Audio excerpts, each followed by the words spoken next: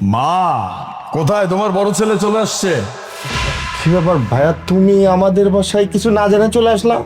না, মা কল করে বললো যে মা নাকি আমার বাড়িতে যেতে চায়, একটু মনে হয় অসুস্থ, এই জন্য মাকে নিতে আসছি। মা কোথায়? মা তো রুমে রুমে। ভাইয়া ভাইয়া আপনি আসছেন, আপনি বসেন, আপনার জন্য কফি বানিয়ে দিই। না, মাই তো আমাকে ফোন করে বলছে যে মা আমার সাথে যেতে চায়, আমার বাড়িতে থাকতে চায়, একটু অসুস্থ লাগছে। মা কোথায়? আচ্ছা শোনো ভাইয়া, আপনি এক কাজ করেন, আপনি বসেন, আমি মাকে ডেকে নিয়ে আসি। মা কীরকম অবস্থা আছে বা কাপড় চোপড় ঠিকঠাক আছে কি না, কারণ অসুস্থ বলে কথা, আমি নিয়ে আসি। যে ডাকতে হবে কেন? মা যেহেতু অসুস্থ, তার মানে অবশ্যই রুমে হয়তো রেস্ট করছে। তাহলে এক কাজ করি, রুমে চলে যাই, মার সাথে দেখা করি, তারপরে মা রেডি হোক, মাকে নিয়ে চলে যাই নাকি? আরে বাবা ভাইয়া, তুমি আসছো কতদিন পর আমার বাসায়, বসো, দুই ভাই আমরা গল্প করি। মোনা যাক, দেখে নিয়ে আসু। হ্যাঁ হ্যাঁ প্লিজ ভাইয়া, আপনি এখানে বসে ওর সাথে গল্প করেন, আমি মাকে নিয়ে আসছি, আর অসুস্থ তো আমি ধরে নিয়ে আসি, থাকো। হ্যাঁ হ্যাঁ, তুমি যাও, দেখে নিয়ে আসো। আমি সরি করে নিয়ে আসতে বলো, যাও যাও যাও যাও। এই বুড়ি, তুই যে এত অসুস্থ, তুই যে তোর ছেলেকে ফোন দিয়ে বললি, এই কথা তুই আমাকে কেন বললি না? শাড়িটা সুন্দর মতো করে পরবি, ঠিক আছে? আর রুমে ড্রেসিং টেবিলে সব কিছু রাখা আছে, গয়নাগাটি, ভালো মতো করে রেডি হবি, যাতে করে তোর ছেলে কোনোভাবে বুঝতেই না পারে যে তুই কোন হালে থাকিস। কথা যেন মাথায় থাকে, কেমন?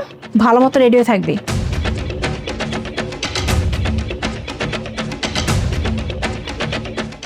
বাবা চল।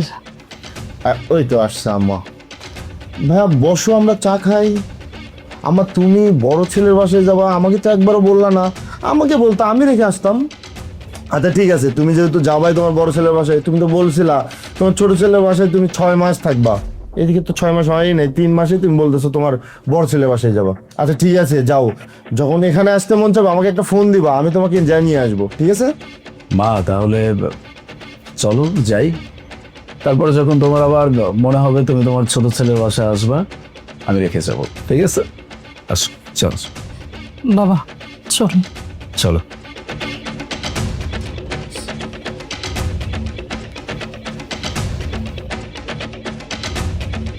আমি বুঝলাম না, মা যে অসুস্থ এই কথা ভাইয়া কি করে জানলো?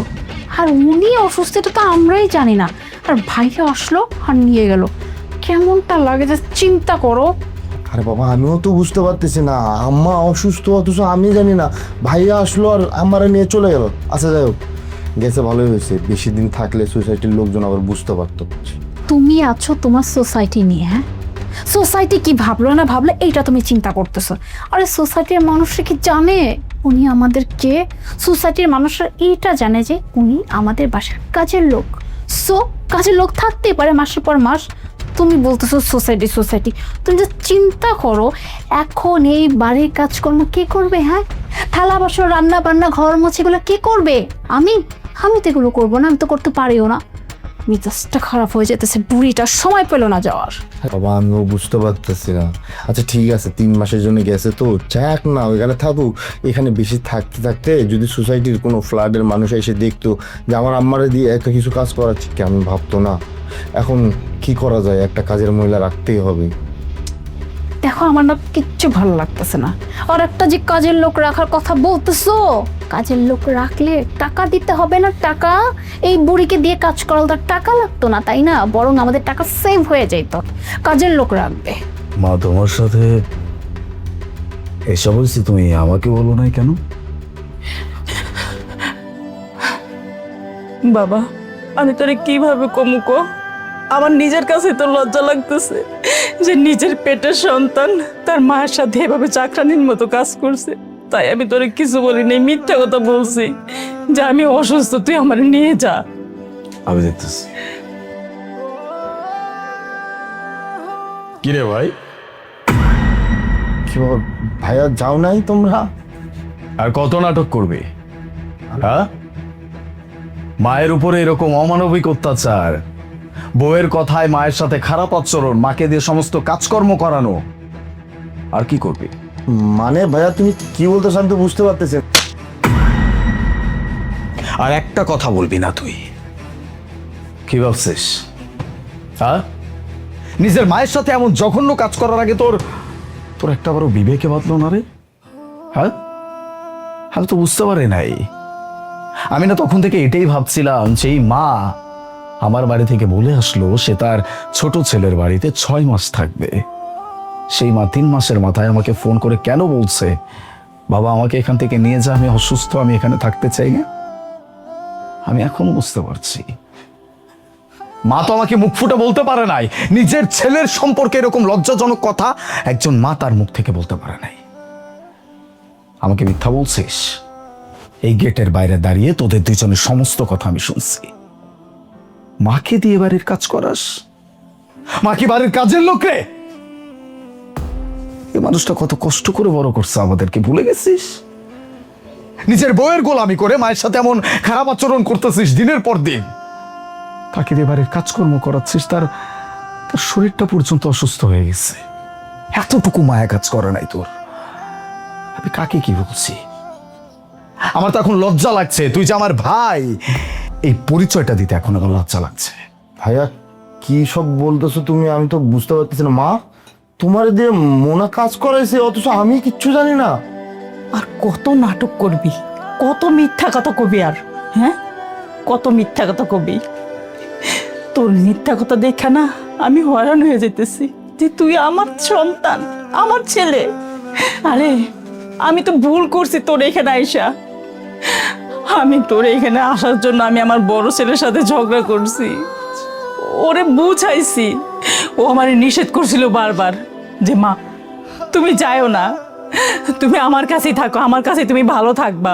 আমি কইছি না, আমার ছোট ছেলের বউ, ওরা আমারে খুব ভালোবাসবো, খুব যত্ন করব, ঠিক মতো খাইতে দিব, আমার সমস্ত কাজ করে দিব। কিন্তু আমার ধারণাটা ভুল ছিল, আমি ভুল ছিলাম। আমি আমার বড় ছেলের কথা শুনি নাই, আমার বড় ছেলের সাথে খারাপ ব্যবহার করে আমি তোর কাছে আসছিলাম। আর তোরা কি করলি আমার সাথে? বাবা জানোস, আমি না তোর কাছে এই সমস্ত কথা কইতে আমার লজ্জা লাগতেছিল, তাই আমি বলি নাই। কিন্তু এখন আর কথাগুলি না বলে আমি পারলাম না। ও ওর বোর কথা ধরে আমার সমস্ত কাজ করাইতো, আমার ঠিক মতো খাইতে দিত না। বিশ্বাস কর বাবা, আমি যদি কখনো অসুস্থ হয়ে থাকতাম, ওরা 2 জামাই বউ আমারে কখনো একটা টাকার ওষুধ পর্যন্ত আইনা দেয় নাই। কিন্তু হ্যাঁ, বাড়ির সমস্ত কাজ করানোর লিগে সবসময় আমার সাথে সাথেই ছিল। শোন বাজান, আর এই যে আমার ছোট ছেলে, যার আশায় যার ভরসায় আমি তোর সাথে ঝগড়া করে আমি ওর কাছে চলে আইছি। আরে তোরে তো আমার ছোট ছেলে ভাবতে আমার ঘৃণা লাগতেছে। তোরা তো আমি শিক্ষিত বানাতে পারি নাই, একটা অমানুষ বানাইছি, অমানুষ। তুই অমানুষ হইছিস। মা আমি বুঝতে পারছি, আমার ভুলটা আমি বুঝতে পারছি। তুমি প্লিজ আমার মাফ করে দাও। আমি বুঝতে পারি নাই আসলে এরকম হবে বা এরকম তুমি ভাববা। নাটক বন্ধ কর, এসব নাটক বন্ধ কর। মায়ের সাথে যে অন্যায়টা করছে সেটার জন্য মা তোদেরকে ক্ষমা করে দিতে পারে, আমি কোনোদিনও ক্ষমা করব না। আজকের পর থেকে মা তোদের বাড়িতে আসা তো অনেক দূরের কথা, তোদের চেহারাও দেখবে না।